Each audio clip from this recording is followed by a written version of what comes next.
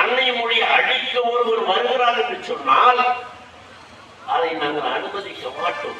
இது எங்களுடைய தற்காப்பு போராட்டம். தமிழ் மொழியை நாங்கள் இன்று நேசிப்பதற்கான அடையாளமாக எங்கள் தாய் மொழியை தற்காத்துக் கொள்வதற்கான போராட்டம் தவிர உணவு விடுதிகளை பாருங்க, கடைகளை பாருங்க, பெட்டி கடைகளை பாருங்க, தெருவுல பாருங்க, கோயில்ல பாருங்க, அத்துணையிலும் யார் நின்று கொண்டிருக்கிறார்கள்? படவர்கள் நின்று கொண்டிருக்கிறார்கள். தமிழ்நாட்டின் மீது ஒரு படையெடுப்பு நடந்து கொண்டிருக்கிறது.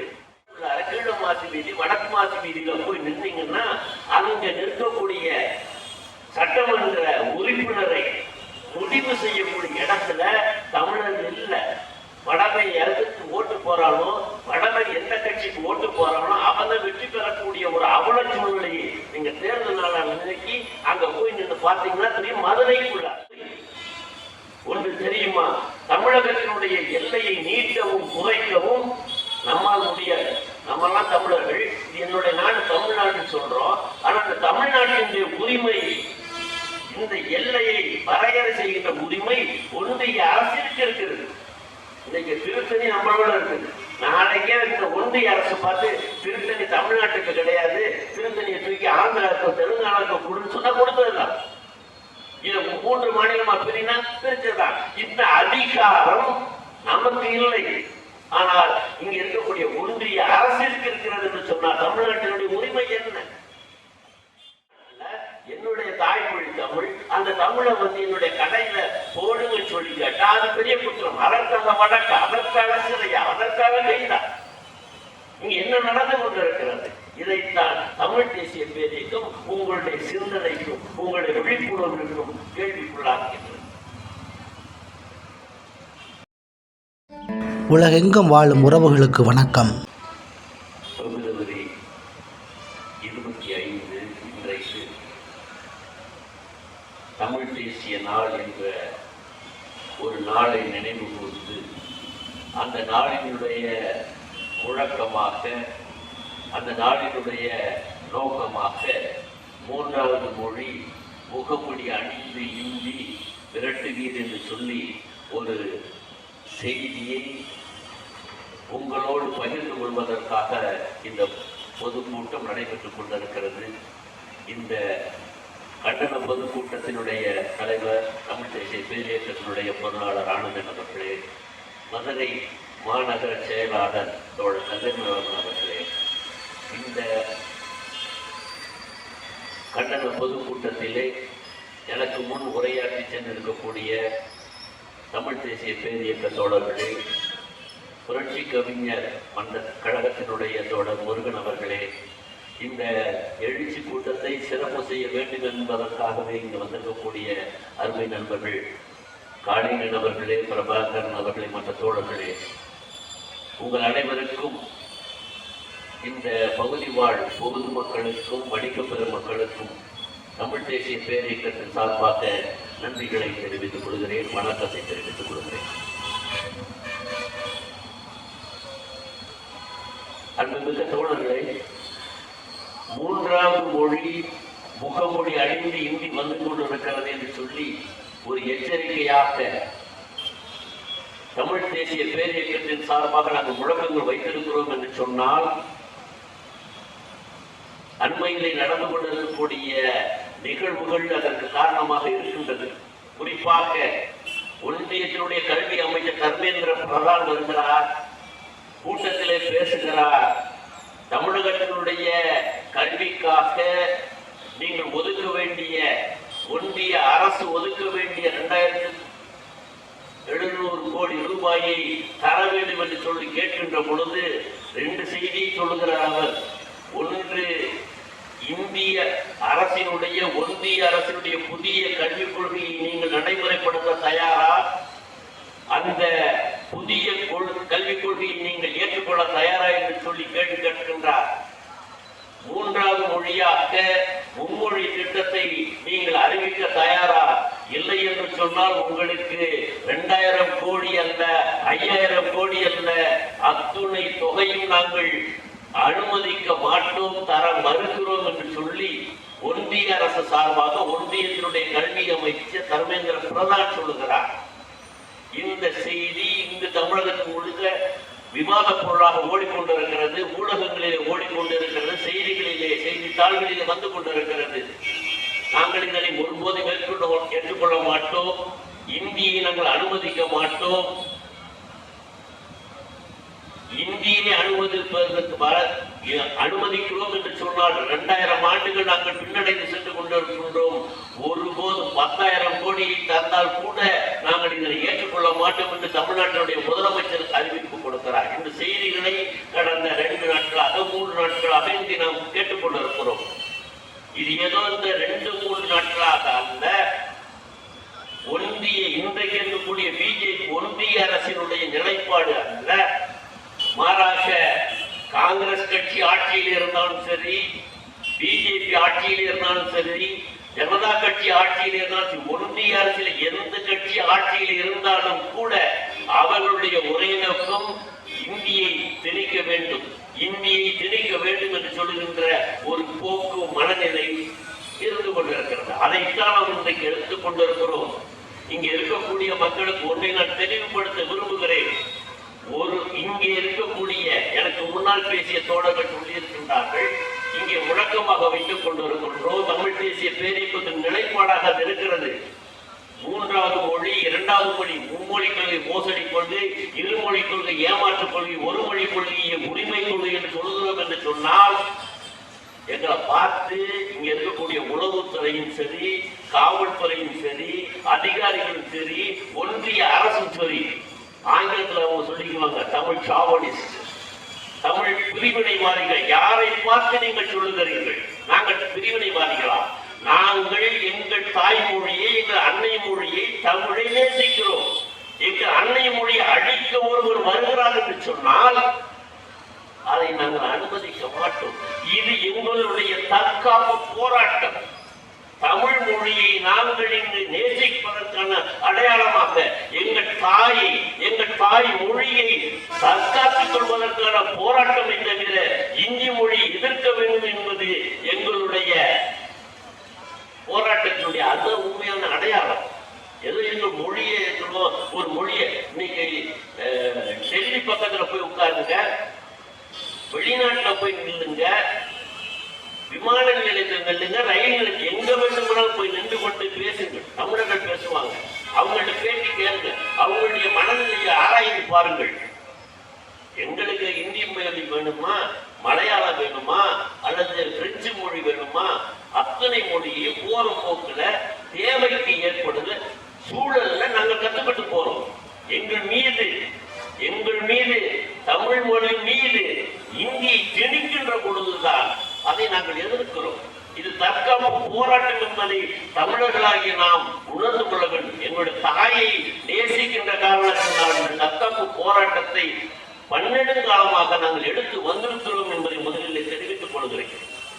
இரண்டாவதாக, இன்றைக்கு இருக்கக்கூடிய இந்த பொதுக்கூட்டத்திலே தமிழ் தேசிய பேரியக்கம் தமிழ் தேசிய நாள் என்பதை முன்னெடுக்கிறது. 1990ஆம் ஆண்டு பிப்ரவரி மாதம் 25 இதே நாளிலே சென்னை தீவுத்திடலிலே ஒரு தன்னுரிமை மாநாடு, தமிழ் நாட்டிற்கு, தமிழ் தேசியத்திற்கு தன்னுரிமை வேண்டும் என்று சொல்லி முழங்கக்கூடிய ஒரு மாநாட்டை நடத்துகிறார்கள். ஏனென்று சொன்னால் தமிழ்நாட்டினுடைய தன்னுரிமை இங்கு கேள்விக்குறியாக்கப்பட்டிருக்கிறது. பல வழிகளிலே, மொழி அடிப்படையிலே மட்டுமல்ல, இயற்கை வளங்களிலே மட்டுமல்ல, அரசியலிலே மட்டுமல்ல, இந்திய அரசமைப்பு சட்டத்தின் அடிப்படையிலேயே தமிழர்களுடைய உரிமை, தமிழ்நாட்டினுடைய உரிமை இங்கே மறுக்கப்பட்டிருக்கிறது. ஆகவே இந்த தன்னுரிமை நாம் மீட்டாக வேண்டும் என்று சொல்லி 1990ஆம் ஆண்டு பிப்ரவரி மாதம் இதே நாளிலே தன்னுரிமை மாநாடு தீவுத்திடலிலே நடக்கிறது. அந்த மாநாட்டை இதைத்தான் முழங்குகிறோம். இந்த தன்னுரிமையை முழங்கிய ஒரே காரணத்துக்காக துக்கர்கேட்டிலும் சரி, அன்றைக்கு நடைபெற்ற அந்த ஆங்கில ஊடகங்களிலும் இந்தி ஊடகங்களிலும் கூட, செய்தி ஊடகமானாலும் சரி, காணொலி ஊடகமானாலும் சரி, அத்துணையிலும் தமிழ்நாட்டை தனியாக பிரித்து கேட்கிறார்கள். தமிழ்நாட்டினுடைய பிரிவினைவாதிகள் தமிழ்நாட்டை துண்டாட நினைக்கிறார்கள் என்று சொல்லி தலைப்பு செய்தியாக போடுகிறது. அவர்கள் மீது நடவடிக்கை எடுக்கவில்லை என்ற அரசையும் காவல்துறையையும் பார்த்து கேட்கிறது. கடைசியிலே எங்களுடைய பேரியக்கத்தினுடைய தலைவர் மணியரசன் அவர்களும் அதிலே ஒரு கவிதை வாசித்ததற்காக கவிஞர் அறிவுமதி அவர்களும் கைது செய்யப்பட்டு சிறையில் அடைக்கப்படுகிறார்கள். சுய நிர்ணய உரிமை தன்னுரிமை மாநாடு நடத்தினுடைய விளைவு இதுதான். அந்த மாநாட்டை அந்த நாளை நினைவு கூறுகின்ற விதமாகத்தான் இன்றைக்கு நாங்கள் இங்கே நின்று கொண்டிருக்கின்றோம். தமிழ் தேசியம் என்பது என்ன, தமிழ் தேசியத்தினுடைய தன்னுரிமை என்பது என்ன, 3 விதமாக நாங்கள் பிரித்து அதை வரையறை செய்திருக்கிறோம். எங்களுக்கு முன்பே தமிழ்நாட்டினுடைய இறையாண்மை என்ன, தமிழ்நாட்டினுடைய சுயநிர்ணய உண்மை என்ன, தன்னுரிமை என்ன என்பதை பலரும் எடுத்து சொல்லி இருக்கிறார்கள். சீபா ஆதித்தனாக இருக்கலாம், மாப்போசியாக இருக்கலாம், அல்லது கலிய பெருமாளாக இருக்கலாம், தமிழரசனாக இருக்கலாம். எத்தனையோ அமைப்புகள் தமிழ் பேரரசு என்ற பெயரால் இந்த துண்டறிக்கையில் நாங்கள் போட்டுக் கொண்டிருக்கிறோம். தமிழ் பேரரசு என்ற பெயரில், தமிழக சுய நிர்ணய கழகம் என்ற பெயரிலே, தமிழர் விடுதலை என்ற பெயரிலே, தமிழ்நாடு விடுதலை என்ற பெயரிலே பல அமைப்புகளை தொடங்கி இருக்கிறார்கள், பல முழக்கங்களை வைத்திருக்கிறார்கள். அத்தனையில் செறிவுபடுத்தி தமிழ் தேசிய பேரியக்க தமிழ் தேசியம்னா என்ன அப்படின்னு சொல்லியிருக்கிறோம். ஒருத்தர் என்ன பார்த்து நீ யார் தமிழரா அப்படின்னா என்ன அப்படின்னு சொல்லி கேட்டாக்க, என்னுடைய இனம் ஒரு தமிழர், தமிழர், தமிழ் மொழியை பேசக்கூடிய, தமிழ் மொழி பேசக்கூடிய, தமிழ் மொழியை என்னுடைய தாயாக கொண்டிருக்கக்கூடிய ஒரு தமிழர் என்று சொல்லக்கூடிய ஒரு அடையாளம். அது மட்டுமல்ல, உன்னுடைய தாய்மொழி தமிழ், உன்னுடைய நாடு தமிழ்நாடு. இதைத்தான் வரையறைப்படுத்தி யாரொருவன் என்னுடைய நாடு தமிழ்நாடு என்று சொல்லுகிறான், என்னுடைய நாட்டினுடைய தாய்மொழியாக தமிழை கொண்டிருக்கிறேன் என்று சொல்லுகிறானோ, என்னுடைய இனம் தமிழர் என்று சொல்லுகிறானோ அவனைத்தான் அதைத்தான் அந்த கருத்தை தான் நாம் தமிழ் தேசியம் என்ற வரையிலே சொல்லிக் கொண்டிருக்கிறோம். அது மட்டுமல்ல, இந்த 3ஐயும் உள்ளடக்கிய தமிழ்நாட்டிற்கு ஒரு இறையாண்மை வேண்டும், ஒரு தன்னுரிமை வேண்டும் என்று சொல்லக்கூடிய ஒரு சூழலைத்தான் தமிழ் தேசியம் என்று வரையறுத்துக் கொண்டிருக்கிறோம். ஆனால் 90ல சொன்னோம், அதுக்கு முன்னாடியே சொல்லி இருக்கிறாங்க, பல பேர் சொல்லி இருக்கிறாங்க. நடந்து கொண்டிருக்கிறது என்ன? தமிழ்நாட்டில் தமிழர் இருக்கிறோமா? இன்றைக்கு அண்மை கால படையெடுப்புகளை எடுத்து பார்ப்போம். சென்னை சென்ட்ரல்ல போய் நின்று பாருங்க, மதுரையில பாருங்க, ஒரு சின்ன கிராமத்துல பாருங்க, தொழிற்சாலையில பாருங்க, உணவு விடுதியில பாருங்க, கடைகள்ல பாருங்க, பெட்டி கடைகள்ல பாருங்க, தெருவுல பாருங்க, கோயில்ல பாருங்க, அத்துணையிலும் யார் நின்று கொண்டிருக்கிறார்கள்? படவர்கள் நின்று கொண்டிருக்கிறார்கள். தமிழ்நாட்டின் மீது ஒரு படையெடுப்பு நடந்து கொண்டிருக்கிறது. இன்னைக்கு திருப்பூர்ல இருந்து ரொம்ப தூரத்துக்கு போகணும், மதுரைக்குள்ளார நின்றுக்கோமே, மதுரைக்குள்ளார கீழ மாசி வீதி, வடக்கு மாசி வீதியில போய் நின்றீங்கன்னா அங்க நிற்கக்கூடிய சட்டமன்ற உறுப்பினரை முடிவு செய்யக்கூடிய இடத்துல தமிழர் இல்ல. வடமை எதுக்கு ஓட்டு போறானோ, வடமை எந்த கட்சிக்கு ஓட்டு போறானோ அவங்க வெற்றி பெறக்கூடிய ஒரு அவல சூழ்நிலையை நீங்க தேர்தல் நாள நினைக்கி அங்க போய் நின்று பார்த்தீங்கன்னா தெரியும். மதுரைக்குள்ளார சங்கமடத்த தமிழ், சங்கமடத்த மதுரை, இங்க நடக்கக்கூடியது வடவருடைய ஆதிக்கம் இங்க இருந்து கொண்டிருக்கிறது. தமிழ்நாட்டுல தமிழர் இருக்கிறாங்களா? அப்பதான் நாங்க சொல்றோம், தமிழ் தேசிய பேரியக்கத்தின் சார்பாக ஒரு வேண்டுகோளை முன்வைக்கிறோம். என்னவென்று சொன்னால், 1956க்கு முன்னாடி இங்க யார் யார் மொழி வழி மாநிலமாக பிரித்தார்களோ அதற்கு முன்னாடி வந்தவங்களாம் தமிழர், அதுக்கு பின்னாடி வந்தவங்களாம் தமிழ்நாட்டை சேர்ந்த தமிழர்கள் என்று சொல்ல இல்லை. அப்ப அவர்களை எல்லாம் வரையறைப்படுத்த வேண்டும். இந்தியாவிலேயே இருக்கக்கூடிய வடகிழக்கு மாநிலங்கள் இருக்கக்கூடிய அந்த கடவுச்சீட்டு முறையை தமிழ்நாட்டிற்கு பொருந்த வேண்டும். 1956க்கு முன்னாடி வந்தவர்களை தமிழர்களாக ஏற்றுக்கொண்டு பின்னாடி வந்தவர்களை, அண்மை காலத்தில் வந்தவர்களை எல்லாம் முறைப்படுத்த வேண்டும். வேலையிலையும் சரி, வாக்களிக்கிறதுலையும் சரி, குடும்ப அட்டை பெறுவதிலும் சரி, அனைத்திலும் வரையறைப்படுத்த வேண்டும் என்று தமிழ் தேசிய பேரியக்கம் முன்வைத்தால், உன்னுடைய இனம் தமிழர் என்று சொன்னால் இதை நிறுத்து, இதை மனதிலே எடுத்துக்கொள், இங்கே நடைமுறைப்படுத்து என்று சொல்லுகின்றோம். தமிழ் தேசிய பேரியக்கம் இந்த தமிழ் தேசியம் என்ற கருத்தாக்கத்திலே உன்னுடைய மொழி என்று தாய்மொழி தமிழ், இன்னைக்கு எங்க பார்க்கணும்? எனக்கு முன்னாடி பேசிய கருத்துக்கள்லாம் சொன்னார்கள், ஒரு சில கருத்துக்களை சொல்லி இருக்கின்றார்கள். ஒரே ஒரு நடைமுறையை மட்டும் சொல்லி, இங்க எல்லாம் இருக்கு, ஆனா தமிழ் தான் இல்லை. எங்க கடை வீதிகள்ல பொருட்கள் இருக்குது, அதை வாங்கறதுக்கு மனிதர்கள் வந்து கொண்டு இருக்கிறார்கள், ஆனால் தமிழ் தான் இல்லை என்று சொன்னார்கள். இதை கண்டித்து இந்த அண்மையில் 2 மாதத்திற்கு உள்ளாக காஞ்சிபுரம், நம்முடைய தலைநகரத்திற்கு அருகாமையில் காஞ்சிபுரத்தில் ஒரு போராட்டம், உன்னுடைய பெயரை, வணிக நிறுவனங்களின் பெயரை தமிழ்ல எழுதுன்னு சொல்லிட்டு, ஆனா இந்த திராவிட மாடல் அரசு என்று சொல்லக்கூடிய ஸ்டாலின் தலைமையிலான அரசு அவர்களை கைது செய்து சிறையில் அடைக்க அவர் இந்த வழக்கு பதியப்பட்டிருக்க.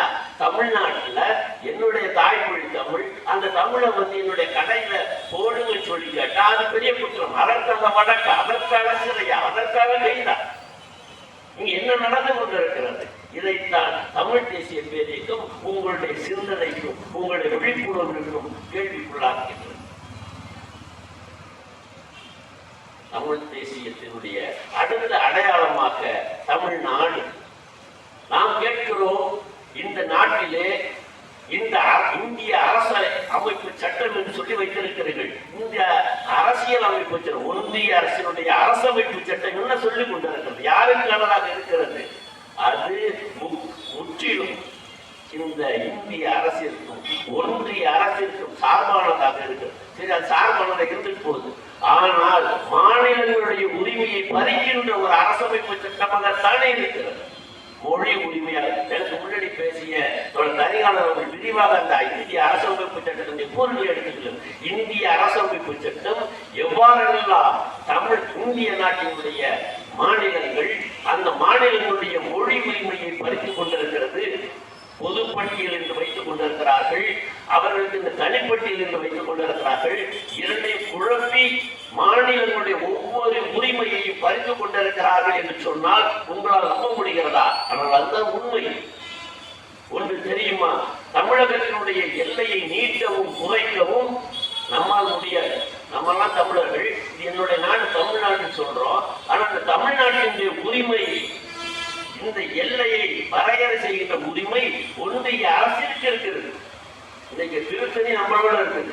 நாளைக்கே இந்த ஒன்றிய அரசு பார்த்து திருத்தணி தமிழ்நாட்டுக்கு கிடையாது, திருத்தணியை தூக்கி ஆந்திராவுக்கு தெலுங்கானாவுக்கு கொடுத்து சொன்னா கொடுத்ததுதான். இது 3 மாநிலமா பிரினா பிரிச்சதுதான். இந்த அதிகாரம் நமக்கு இல்லை. ஆனால் இங்க இருக்கக்கூடிய ஒன்றிய அரசிற்கு இருக்கிறது என்று சொன்னால் தமிழ்நாட்டினுடைய உரிமை என்ன? இந்த தமிழ்நாட்டினுடைய தன்னுரிமை என்ன?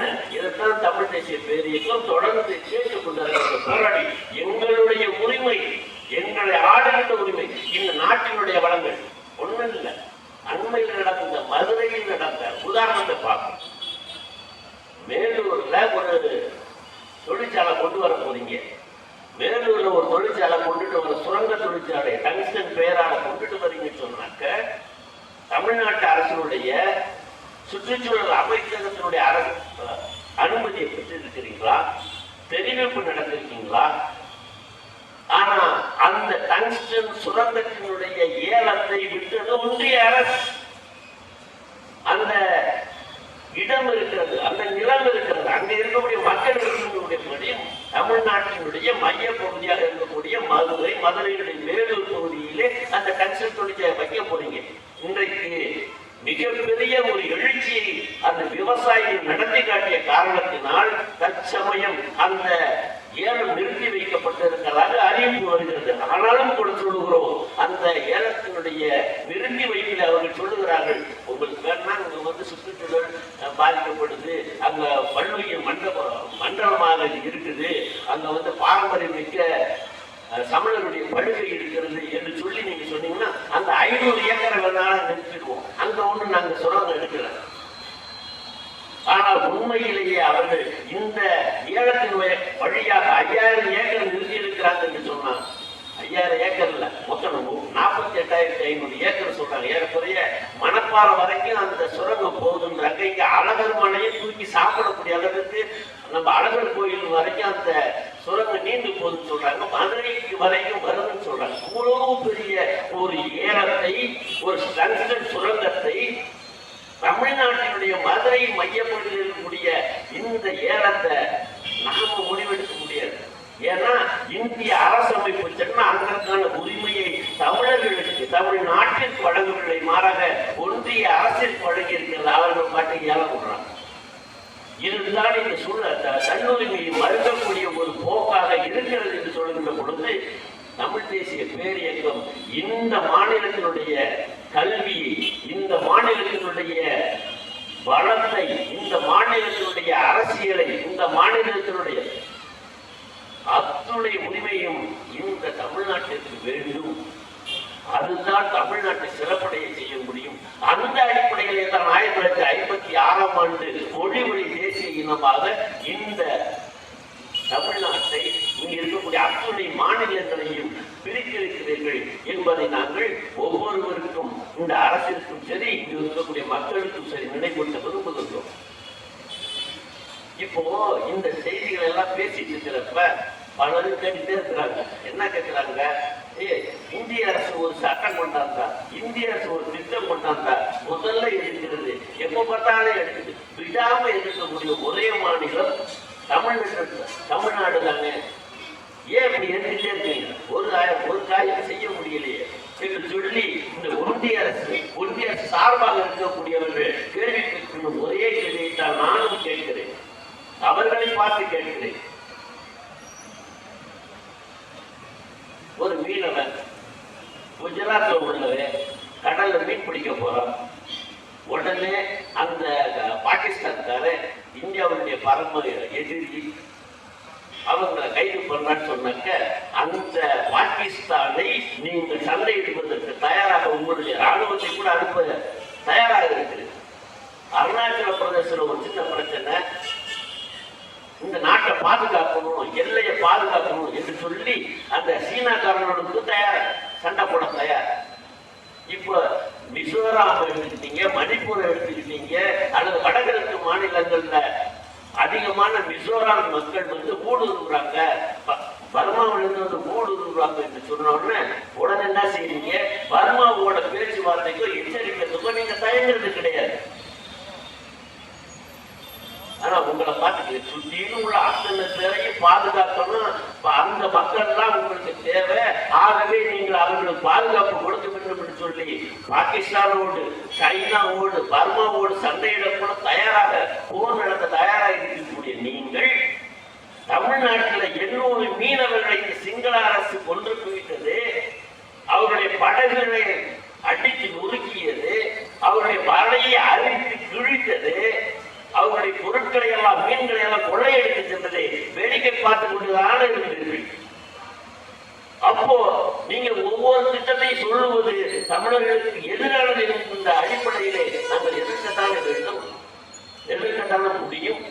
ஆகவே தான் சொல்லுகிறோம், உங்களுடைய மும்மொழி கொள்கையும் எங்களுக்கு வேண்டாம், எங்களுடைய கல்வி உரிமையை நாங்கள் முடிவு செய்து கொண்டோம், எங்களுடைய பலத்தை எப்படி சிறப்பு செய்வது, வெளிக்கொண்டு வருவது நாங்கள் முடிவு செய்து கொள்கிறோம், எங்களுடைய எதிர்காலத்தை, தமிழர்களுடைய எதிர்காலத்தை நாங்கள் முடிவு செய்து கொள்கிறோம் என்பதை வலியுறுத்துவதற்குத்தான் இந்த தமிழ் தேசியம் என்ற கருத்தாக்கத்தை உங்களுக்கு சொல்லிக் கொண்டிருக்கிறோம். இன்றைக்கு நடக்கக்கூடிய ஊடகங்களே அது விவாத பொருளாக இருக்கிறது. தொடர்ந்து இந்த தமிழ் தேசிய கருத்தாக்கத்தை நீங்களும் சிந்தித்து தமிழ் தேசிய பேரியக்கத்திற்கும், குறிப்பாக தமிழ் தேசிய கருத்தாக்கத்திற்கு ஆதரவு தர வேண்டும். மும்மொழி கொள்கையை ஒருபோதும் ஏற்க மாட்டோம், நீங்களும் ஆதரவு தர. இருமொழி கொள்கை ஆங்கிலத்தையும் நம்ம அடித்து விரட்டுவோம், ஒரு மொழி கொள்கை, தாய்மொழி கொள்கை, தமிழ் மொழி கொள்கையை உயர்த்தி பிடிப்போம். தொடர்ந்து அதற்கு ஆதரவு தாருங்கள் என்று கேட்டுக்கொண்டு வாய்ப்பளித்த அத்தனை பேர்